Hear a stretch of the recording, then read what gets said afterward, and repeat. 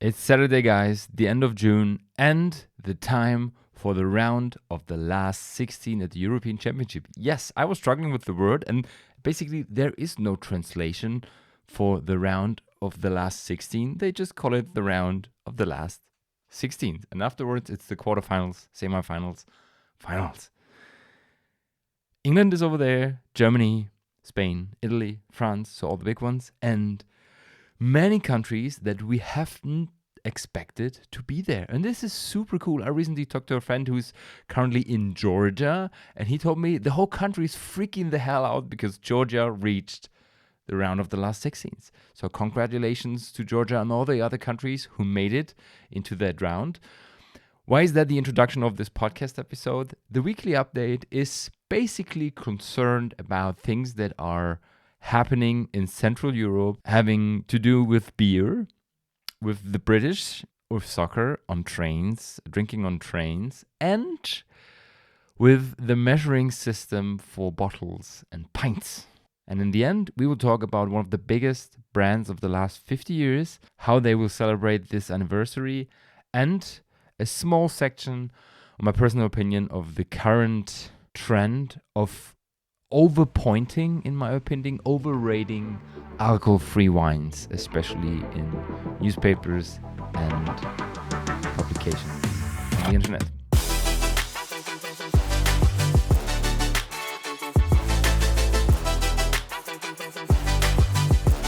Welcome to the Pinot and Pixel podcast episode number 170, and today everything is concerned about beer. And I will take you on a short journey just to give you some context. Several weeks before the European Championship for the Euro 24 in soccer in football started, the British government warned the English people of the beer of the Germans because they said English beer is sitting around 4.5%, the German beer is sitting between 5 and 6% of alcohol. So beware of the beer, guys. You will get drunk way faster. 2 weeks later, the Germans announced that when England is playing, no normal beer, no normal strength beer will be served in the stadiums. They had lower abbreviation variations. They had shandies or the German Radler or alcohol-free beer. But, I mean, people didn't like that. And two things have changed and have happened since then. First of all, right now, beginning with the round of the last 16, some stadiums will give beer to the fans of England, or generally speaking, when England is playing, and hopefully they will make it at least to the semifinals, they will be allowed to drink full-strength lager. So finally, if you want to go to the stadium and see a football game of England versus any other team, you will be allowed to drink, I guess it was Bitburger? Yeah, it's Bitburger. You will be allowed to drink Bitburger at the normal 4.8 ABV level Pilsner. I don't know if this solves the problem, but talking about beer consumption, of course, if you want to go to the stadium and you love drinking beer with your friends, with your mates in the stadium, and you're not allowed to, you find alternatives. So what did they do? They drank on the train. And what happened is that we were talking about the Scottish people that drank dry the Munich bar, and this also happened on the trains. So the German railway company DB, Deutsche Bahn, published that just in the last 2 weeks, they have doubled the sales of beer on the trains. And some trains even ran out of beer while bringing fans to the stadium. And in addition, this is also funny, it has nothing to do with beer, but talking about food, they had a 63% increase on onboard sales of bratwurst and buns. So typical German meal, bratwurst and buns, and a couple of beers, and the English people adopted it and drank dry the train. Isn't that funny, guys? I mean, It's so interesting how football and beer is so closely related. And I mean, it's not a German thing, it's not a British thing. I have the feeling that it is a general thing. Maybe it's a male thing. I have no idea. But it's, of course, it's super interesting for the industry and, of course, also for the listeners of this podcast. And while almost every English football fan is in Germany, England is arguing about the pint. I don't know if you have seen this TikTok video where actually a woman was complaining about the beer of her spouse. They went to a bar and she was served a pint, or he was served a pint, and it had a head of, 2 to 3 centimeters. And then she started arguing with the waiter why this glass isn't full. And maybe this was not the beginning of the debate, but currently there is a campaign for real ale. It's called Camera, and they are urging politicians to guarantee people a full measure of the pint. So the 568 milliliters should be full, completely filled up with beer without any centimeter of head or so. No foam, just beer. And the story behind that is quite funny, but before we go a bit deeper into this article, you need some context, guys. And trust me, this is funny. Talking about the metric system or the imperial system. The pint is a measure of the imperial system that was introduced in 1824 in the Weights and Measures Act of 1824 in England. And when you think, oh man, who is still using this kind of stuff? There is a statistic, a map on Statista that basically shows where the imperial system is still used. Generally speaking, 95% of the world's population is using the metric system. Meters, kilograms, liters, all this kind of stuff that makes total sense to all of us who are not living in the US, in Liberia, in Myanmar, or maybe in the UK. And funny enough, if you see this map, there's 3 colors used. No, there's 4 colors used. The metric system is almost, 95, almost 100% of the world. It's blue. And then you have the United States. They are purple.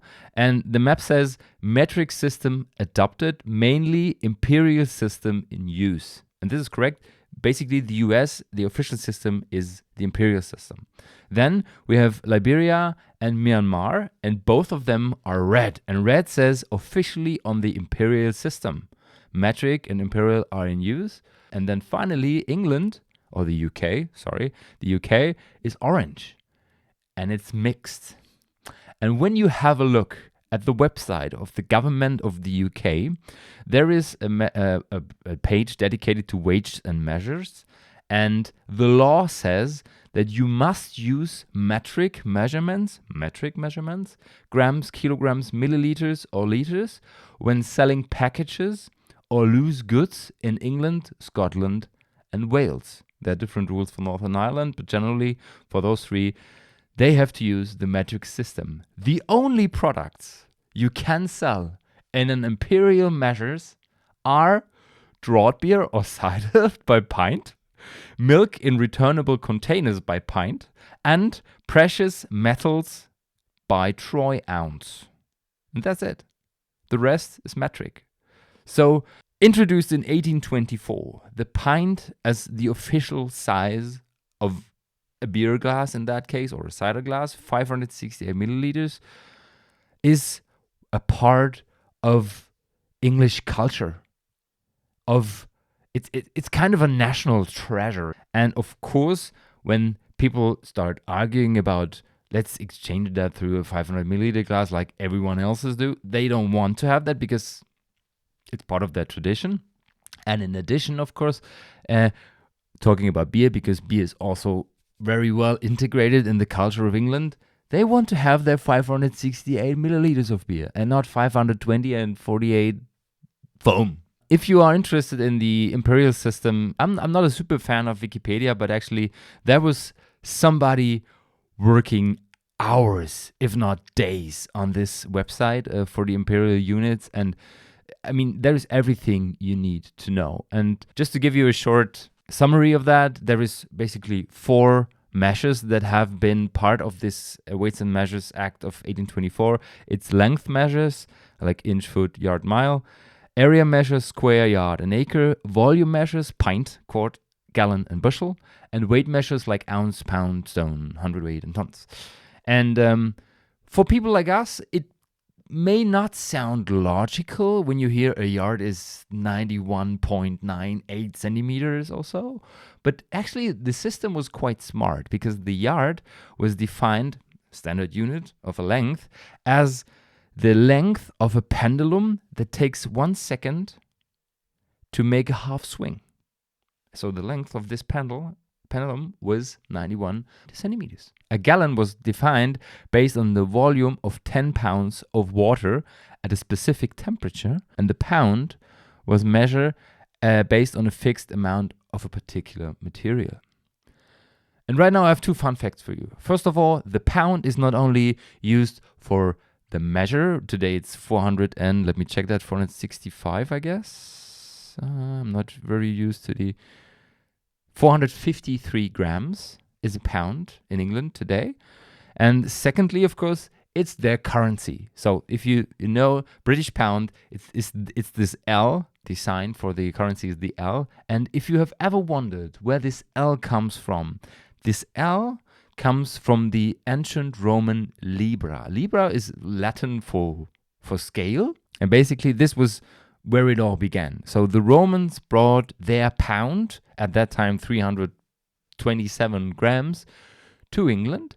And it took them until the Carolingian Empire to set the first, let's say, standardized pound. Because it's super funny. When you read the history of a pound, I don't want to get into details that much, but 1 pound in England was 436 grams at that time. The Romans had 327. When you were in Germany and you went up to Berlin, it was 460 something, and when you came down to Nuremberg, it was 510. So everyone was using the pound in a different way. So Charles the Great said, "Oh no, I want to standardize that," and I set it to 406.5 grams. So this was the first time when the pound was standardized. And the second fun fact is, pound was not only used for the weight measure or for the currency, it was also used as a symbol for talents, for skills, because you can trade them basically against products or money. Around the 1900s, the word poundy was used as a synonym in youth slang for a person that is overweight. So remember the youth words of today, NPC and all this kind of stuff. But in 1900, it was poundy. So a person that was overweight was called poundy. But if you were smart enough and somebody called you poundy, you could have said, "Oh, thank you very much. Nobody has ever called me talented." Because, of course, you were also poundy when you had a lot of skills, a lot of talents, because pound was basically a synonym for talents, for skills. Isn't that funny, guys? Okay, back to the beer story. When I read the article, I got some German vibes on that because they want to set a specific law on how much at least a glass has to be filled to be a pint that could be given to customers. Just to give you some context on that, a pint is 568 milliliters. Either it's a glass that is, when you fill it up to the brim, it's 568 milliliters, no matter what liquid you use, what fluid you use. Or you have bigger glasses where you have a vertical line and you can see, okay, this is a pint and this is half a pint. And more people are arguing because, I mean, when you pour beer, especially from a tap, usually you have some foam on it. And the interesting thing is when you're in Germany, especially in Bavaria, and you don't have this head on your beer, some people might think that the beer wasn't freshly poured because it's also a sign of freshness. Basically, it's just there because the CO2 is just leaving the beer. And if you just leave the beer on the bar for 10 to 15 minutes, the foam is gone. You have no head on your beer, but I mean, it has been staying there. It's not fresh anymore. Some people claim that. In England, they want their beer to be poured just beer, no head, up to 568 milliliters because they want to use beer basically. And Canberra right now is trying to set up this law that when you pour the beer, it has to be at least 95% filling level. Because, quotation from the article, it is unacceptable for the volume of beer dispensed into a brimful glass to represent less than 95% of the capacity volume after the collapse of the head. So, guys, just to give you a feeling for that. Okay, I just opened my calculator on the laptop. 568 milliliters. If you take 95% of that, you have 540 milliliters. So we are talking about 28 milliliters of beer you might lose when there is 5% of head on your beer. Calculating that, let's say 568 milliliters is the beer in full size, and it's 5 pounds. Oh no, but let's use the official numbers. It's around 7 pounds. So 7 pounds is 568 milliliters. So when you have a beer, you lose 28 milliliters through the head. You will lose 35 cents. 35 cents, guys. And I mean, you can say right now, if I drink 20 pints in one day at a bar, restaurant, pub, wherever, of course you have 7 pounds. You lose one beer. But this is crazy, guys, isn't that? I mean, I get it. There is some restaurants, and I have seen them as well, where you have 30-40%. But really, talking about a very small, a very tiny head. I mean, look at this picture. It's just, it's just a thin layer. It's just a cover. And it looks more beautiful, actually. It looks like a beer. Otherwise, I can serve you cider or apple juice. And there is no head as well. Shouldn't a normal beer have at least a tiny head to enjoy it as a fresh beer? I'll leave you with this, guys. We go to the next topic.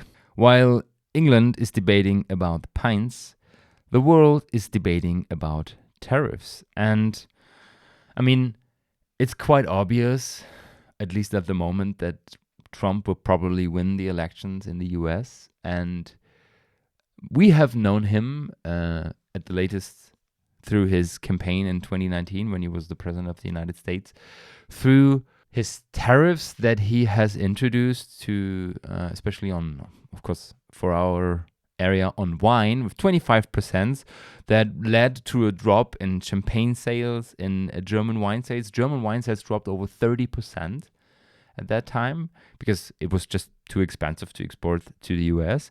And right now, Trump is on his way to be president for the second time. And of course, people get afraid in Europe, especially of tariffs. And there's something Trump said in August 2023. When companies come in and they dump their products in the United States, they should be automatically, let's say, a 10% tax. I do like to 10% for everybody. And of course, this let's say thing is, I mean, it's a Trump thing. But of course, people are afraid right now because for some wineries, they have just discovered the US as a market. And for some wineries, the US is the biggest market as well. And can you imagine you have, 60% of your company relying on the exports to the US, and then tariffs are introduced? You have to find new markets. Of course, I mean, it might be possible, but of course, people are afraid of that at the moment. And we don't know what will happen. You will see that at the latest, I guess, in November or December. Yes, there's still some possibilities that there won't be an effect on the US business, on the European business, and there's also a chance that Biden will win the election. But at the moment, everything is heading towards a second time with Trump. And the US isn't the only country that is arguing about tariffs, thinking about tariffs. China is the second one. China announced tariffs on European brandy with the beginning of August. What is behind that? The European Union really recently announced tariffs on Chinese electric cars because they were just entering the market like crazy. And it's said that China introduced this brandy tariffs to fight back. Just to give you a feeling, cognac has been suffering over the last 5 to 10 years in a decline of sales in general. But in China, they were still big. Cognac generated 335 billion in exports in 2023. And China is the second largest market. So this can have a huge impact on the cognac sales business. So how can we prevent that? The only chance you have is, of course, some diplomatic agreements and stuff. And Cognac invited the ambassadors of China to Cognac. So maybe they will try to find a solution. They will try to find an agreement. Maybe they will get them drunk, get them sign something and just let them leave, or no. Also, I have no clue. Chinese administration will be in Cognac it just says soon visit Cognac, but let's see what will happen. I mean, maybe Cognac isn't the product for you, but it has been a big part of the wine and spirits industry. Of course, it's also a big part of tradition, of culture. Cognac is an amazing region. It's a great product, and there's a big entry-level market as usual, and there's also some very, very high-priced products on the upper end. I recently bought a collection of wines where also some Cognac was involved and Armagnac, and there are bottles between 400 and 1,000 euros. It's crazy. And the good thing about Cognac and Armagnac, this ages so differently compared to wine because of the higher alcohol level. So I'm not a fan of this because for me the alcohol level is too high, but I get why this is a sophisticated product, why people love the product and why people also like drinking it. And tariffs like this with a country that is the second largest import market can highly affect the business and the industry as well, of course. And maybe this is just the top of the iceberg. Maybe China says, hey man, you have introduced tariffs on our electric cars. We can do this for wine. We can do this for beer. We can do this with whatever we want. And of course, for some people in the industry, China is one of the biggest markets. And talking about upcoming alcohol-free products, not only from Germany, but from Central Europe, China is an interesting and an attractive market because it suits the food very well over there, the Asian food. Let's see what this will bring. At least at the moment, it doesn't feel really good, neither with the US nor with China. But in the upcoming weeks, we will keep you updated on that topic. A tiny and short news from Portugal in our section, True Crime.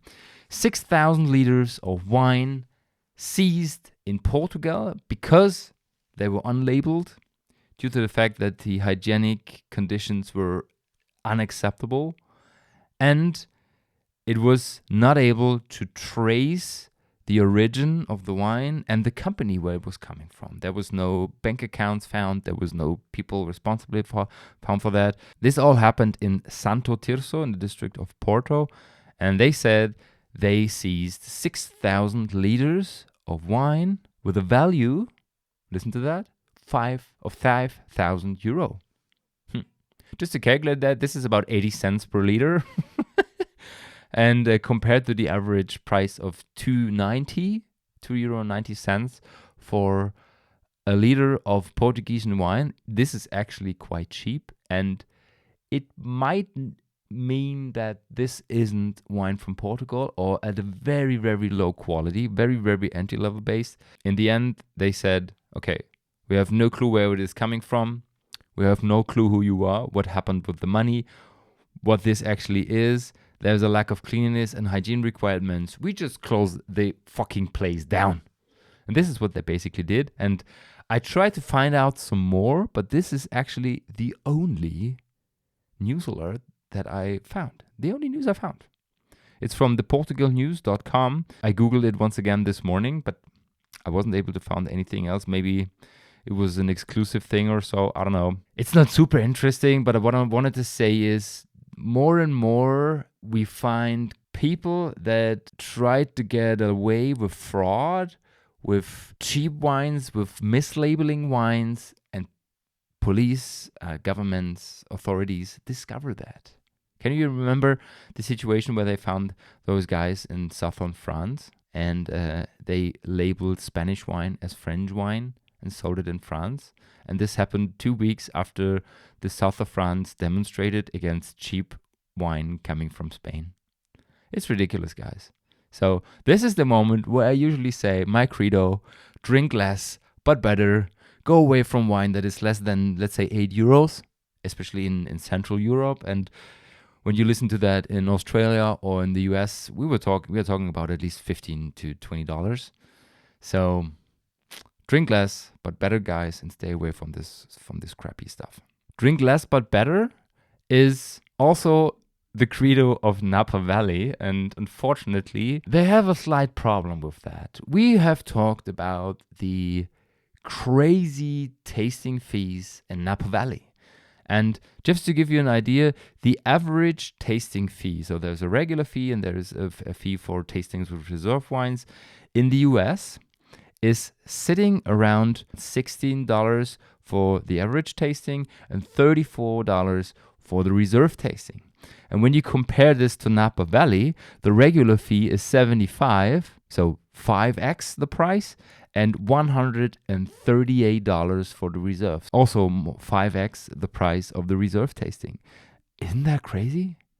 And I mean, this can also show quality and the bigger approach, the higher quality approach in Napa Valley. But of course, this has also an influence on the people who come to you, who visit you, and who taste your wines and who buy your wines in the end. Because, I mean, the more expensive it is to get to Napa Valley and to stay there and to visit wineries, the fewer wine I buy, or maybe I just don't even visit the wineries. And when I read numbers like a hotel room in Napa County costs $470 a night, and then you have to add up $130 per person for a tasting, and then you want to buy some wines and take it home, you lose $1,000 to be at a winery. And of course, some people can afford that and some people want to afford that, but compared to other regions like Sonoma, like Paso Robles, something different. And what basically happened is, due to the fact that the fees are so high compared to the neighbor regions, such as Sonoma, for example, they had a drop in the direct-to-consumer sales of over 30%.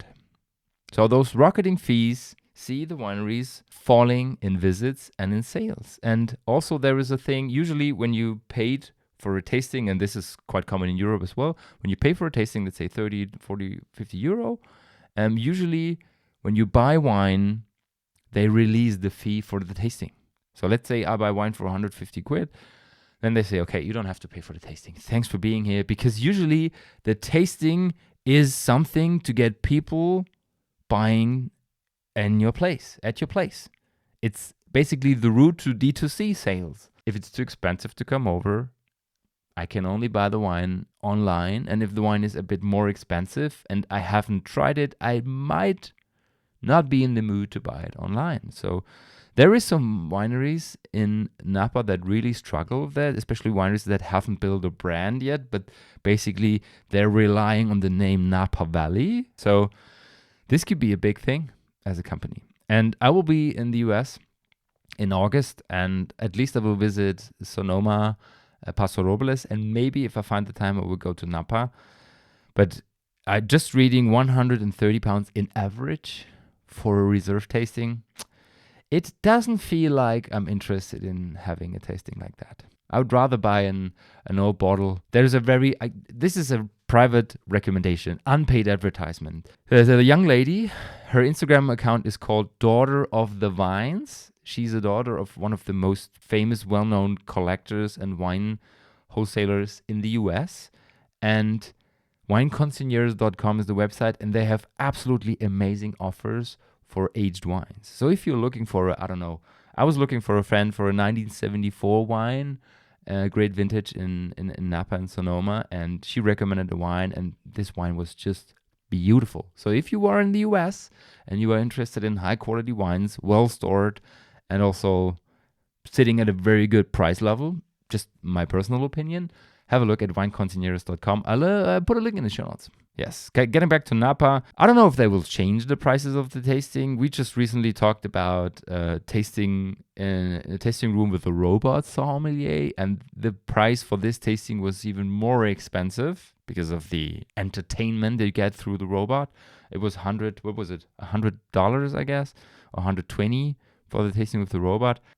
I mean, I'm a big fan of charging for tastings at your place because it's your time, it's your service. It's not only just pouring wine, it's telling your story. And of course, you need this route in between attracting people to your company, telling your stories, and also being able to live from that. And people should value what you give them, and that this is more just drinking wine. And for me, the middle way is the good way. So let's say charging, I don't know, €30 for a 2 hours tasting at the winery.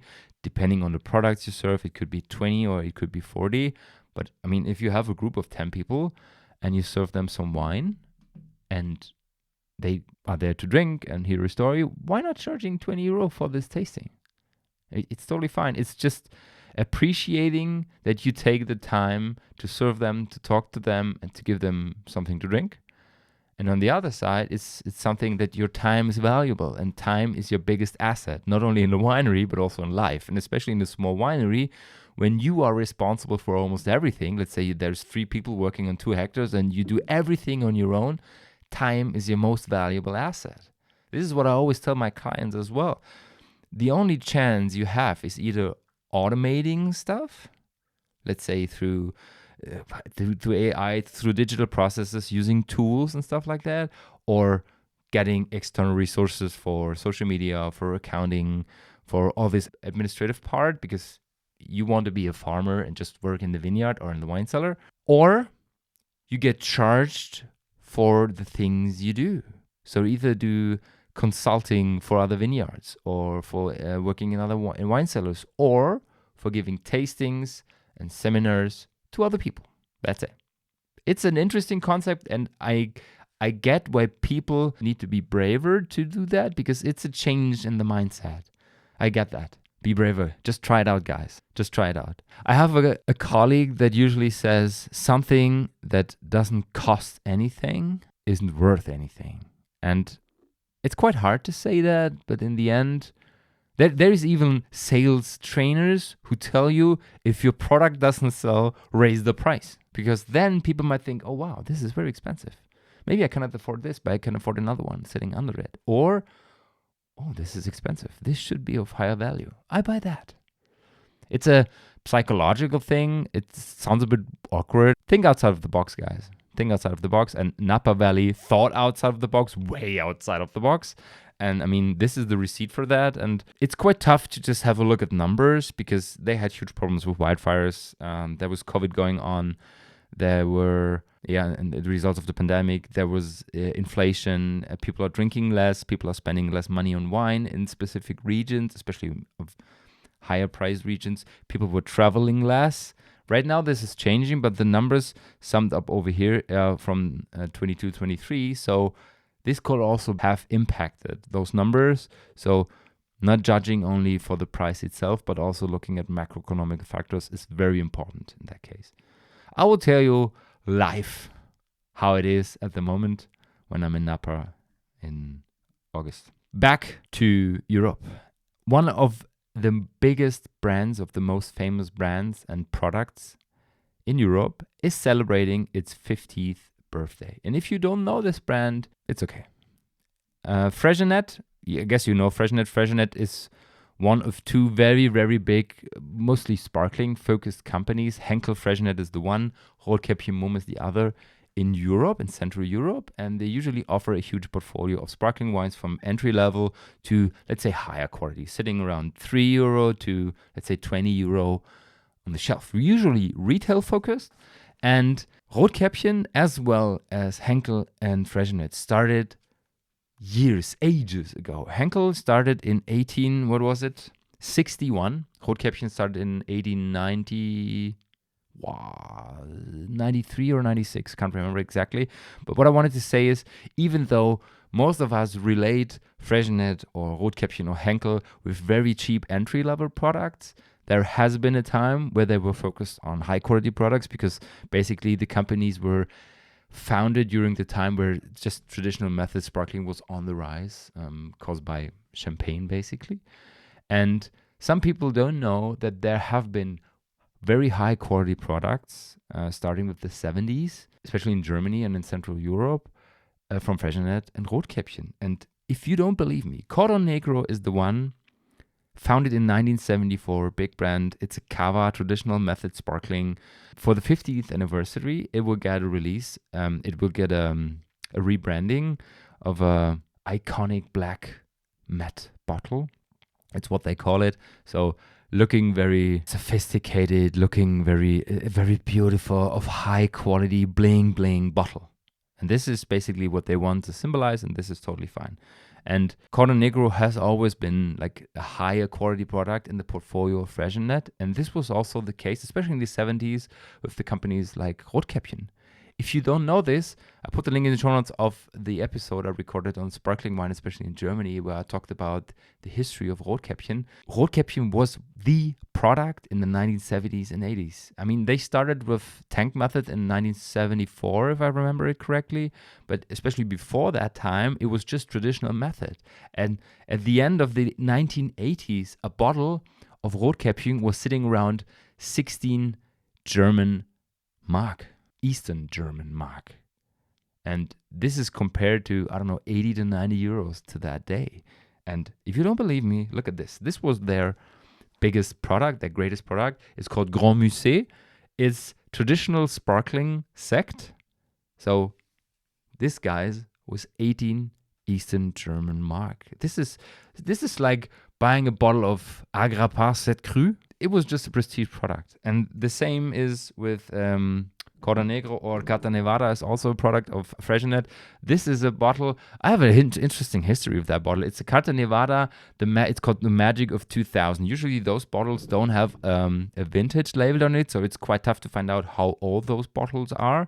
And funny enough, this bottle is labeled with the Magic of 2000 because it was sold in 1999 for celebrating the millennium. So New Year's Eve 2000, this is the bottle for that. So basically, base wine might be from 1997 or so, and it was part of a collection, and I was quite afraid of tasting it because it's a 25-year-old entry-level quality wine, but it was actually good. I mean, it was carried by acidity and sugar, but the aromas in that bottle were like super intense, concentrated caramel. I really like that, and I haven't tried the Rotkäppchen, but maybe one day. Actually, it's a sweet one. It's the only one I was able to find on the internet, but I just used that for some lectures and stuff. It's just interesting. I mean, you can say about the quality of the products what you want. For me, it's process quality to make hundreds of millions of bottles each single year of the same quality. And we always forget that even though people like me, I mean, we like drinking less but better, so I usually won't spend €4 for a sparkling wine sitting on the shelf in the supermarket. But there's so many people who drink that kind of stuff and they just like it because it's sugary, it's fresh, it's easy drinking, it's easy accessible. And there is so many people, I would say at least 90% of the wine drinkers, they don't want to talk about how the wine smells and tastes. And we have to respect that. And Freixenet 50th anniversary, Cordon Negro, putting on the market in a couple of weeks. Happy anniversary, Cordon Negro. Still not my product, but it's super interesting to see that brands like this are able to stay in the market for over 50 years, isn't it? What is also a good transition to our last topic of today, the last part of the article, says, since 2018, Freixenet has expanded the portfolio with the debut of Ice Cuvée, followed by Prosecco and Italian Rosé. And most recently, in 2020, with the launch of alcohol-removed wines that further meets consumer demands and interests. And yes, Rotkäppchen Mumm, Henkel Freixenet are the main drivers of the alcohol-free movement in Europe, because they have 400 million bottles in total, 500 million bottles in total, just sparkling wine. And let's say there is 5% alcohol-free. It's 20 million bottles, guys. And this is important, and it's also easier if I like products like Freixenet ones or Rotkäppchen. and I identify with the taste and I like the taste, I identify with the brand and I like the taste, and I see my product sitting on a shelf and it says alcohol free and it tastes quite similar, of course not 100% exactly the same, but it tastes similar, it's easier to approach for me. Talking about alcohol free, there was an article in Falstaff. It was called "Why De-Alcoholized Wine is So Trendy," and I won't talk about that in detail because my point today is something different. Of course, it's not only a trend anymore, it's there and it will stay. There is super interesting things going on, and we have seen a super fast development, especially in quality when it comes to the products, or just over the last 2 to 3 years. I mean, the processes, the methods of de-alcoholizing wine have been there for ages. Yeah, the vacuum distillation was invented in 1906, and the pattern was sitting in Germany. And some companies like, I don't know, Gießen or in New Zealand or Torres in Spain have been experimenting with other things such as spinning cone for over 10 years, 15 years now. So they are quite experienced in that field. And we have high quality or at least well-made products in the market. And this alcohol takes a deep dive into this section, talking about different methods that and compare them, what this means for quality. I don't want to get into in detail, but what really surprised me was this article from Falstaff just the same day. The 9 best de-alcoholized wines. And I mean, what does best really mean? When I have companies or institutions such as Falstaff, Wine Searcher, Wine Advocate, Robert Parker, all those guys who address points to wines after having tasted them blindly, hopefully, I would expect at least being kind of neutral and being as least subjective as possible. Of course, if human beings taste products, there is some subjective opinion in there, but if you are trained to be a professional and you taste products, and maybe you're not the only one, and the points are usually should be an average of tastings by a panel or so, I would expect points being closer to reality. Let's put it like this. And when I read the article, the best non-alcoholic wines, there is some great products in there. There is the Deserteur from Bibo Runge, well-made product. Weingut Lamjung, Riesling, Diefenhardt Winery, Daniel Matan. So quite also known on the market. The Freixenet Winery, the Breakaway Pinot Blanc. We also had this on the podcast 00 episode. I can't remember it. Those are well-made products, guys. Really, they are balanced. They taste good. They have at least a balance between sugar and acidity. And sometimes there is some aromas added. For example, this happens with the Divin products from France. The Sauvignon Blanc I tasted last week with some clients, and I must say, if those products gain 90 to 94 points in a blind tasting, in quotes, quote unquote, in a blind tasting of alcohol-free wines, either the panel didn't know what they tasted, or they haven't had enough alcohol-free products, or they are not able to anticipate where this can go. Because just a balance between sugar and acidity and some aromas that might be nice in the nose, these are not the parameters for me to say a wine is of high quality. It's a well-made product. It's tasty, but usually those points should be sitting around 80 to whatever. I can't remember. I gave this Divan 82 points because it's a well-made product. It's balanced, and that's it. There's no length. There's no complexity. So when we talk about the 100-point system of assessing quality, not taste, quality, then those points are not correct. Sorry. If we talk about 100-point system, talking about what is the taste of 90% of customers, then we talk about taste and not quality, and then 92 points is fine. And usually tastings like this give me the feeling that something is not super correct, or maybe not, not balanced. Let's put it like this. Because in addition, I mean, what is the thing? It's I don't want to discuss on if this product is sitting at 92 points or not is okay. If 92 points are okay for this product, the problem is if your scale ends at 100, there is 8 points left. 8. For judging really high quality wines, and there is some in it. And just to give you, I tasted the Prince Oscar from Clos du Buar. We talked about this. It's the Bordeaux from Chateau Clos du Buar. It's a good wine, and this is a balanced wine, and this wine has complexity, and this wine has aromas and all this kind of stuff, and length. Where I would say, okay, 92 points for this kind of wine, yes. For other wines, what I want to say is taste those kind of products, and if you like them, if they taste, then just buy them.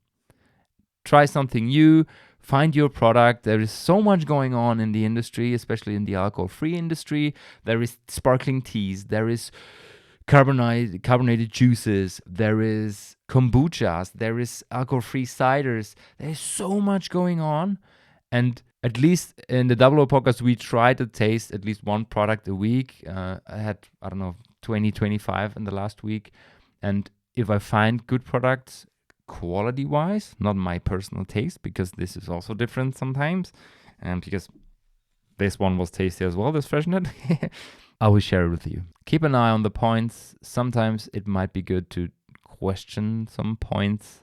Nevertheless, it's good at least to get some publicity for good, well-made products like that. And in the future, we will talk about that more in detail. Have a great weekend, guys. Have fun with the finals of the last 16. See you on Wednesday. Ciao, ciao.